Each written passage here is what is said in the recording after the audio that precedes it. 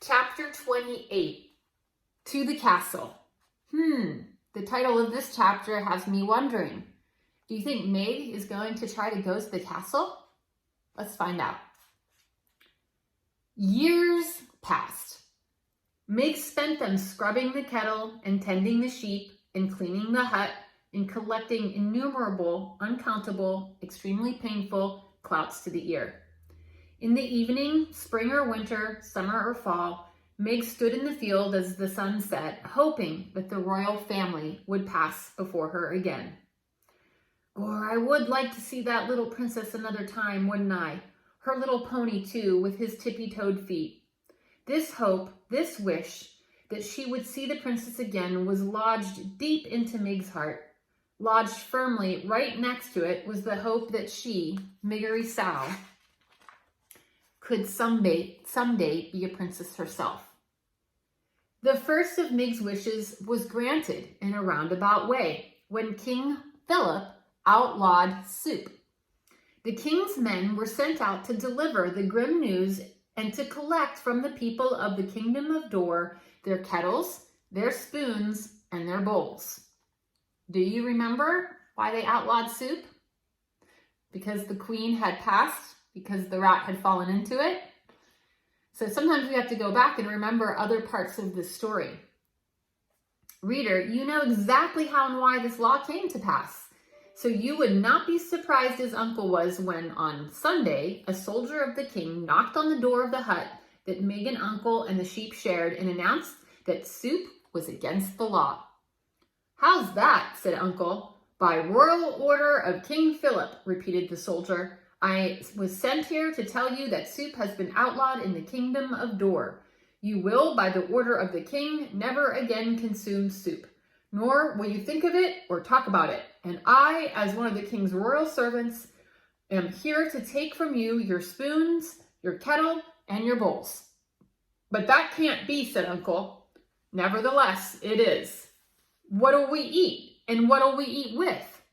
Cake, suggested the soldier, with a fork. And wouldn't that be lovely, said Uncle, if we could afford to eat cake? The soldier shrugged. I am only doing my duty. Please hand over your spoons, your bowls, and your kettle.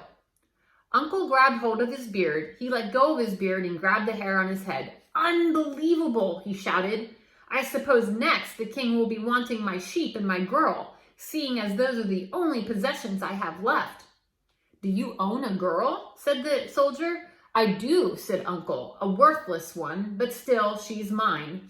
Ah, said the soldier, that I am afraid is against the law too. No human may own another human in the kingdom of Dor.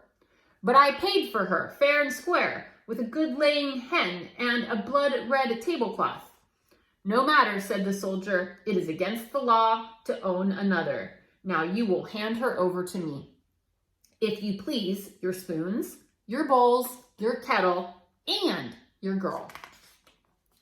Or if you choose not to hand over those things, then you will come with me to be imprisoned in the castle dungeon. Which will it be? And that is how Miggery Sow came to be sitting in a wagon full of soup-related items next to a soldier of the king. Do you have parents? Said the soldier. I will return you to them. Huh? A ma? Shouted the soldier. Dead, said Meg. Your pa? Shouted the soldier. I ain't seen him since he sold me. Right. I'll take you to the castle then. Gore, said Meg, looking around the wagon in confusion. You want me to paddle? To the castle, shouted the soldier. I'll take you to the castle. The castle? Where the itty-bitty princess lives? That's right. Gore, said Meg. I aim to be a princess too someday. That's a fine dream, said the soldier. He clucked to the horse and tapped the reins, and they took off. I'm happy to be going, said Meg, putting up a hand and gently touching one of her cauliflower ears. Might just as well be happy, seeing as it doesn't make a difference to anyone. But if you are or not, said the soldier, we will take you to the castle and they will set you up fine. You no longer have to be a slave. You will be a paid servant. Eh? Said Mig. You will be a servant, shouted the soldier, not a slave. Gore, said Mig, satisfied. A servant I will be, not a slave. She was 12 years old. Her mother was dead. Her father had sold her. Her uncle, who wasn't her uncle at all, had clouted her until she was almost deaf. And she wanted more than anything in the world to be a little princess wearing a golden crown and riding a high-stepping white horse. Reader, do you think that it is a terrible thing to hope when there is really no hope to hope at all? Or is it, as the soldier said about happiness, something that you might as well do, since in the end it really makes no difference to anybody but you? What do you think? Do you think it's good to hope for things even though it's probably not going to happen? Let's find out.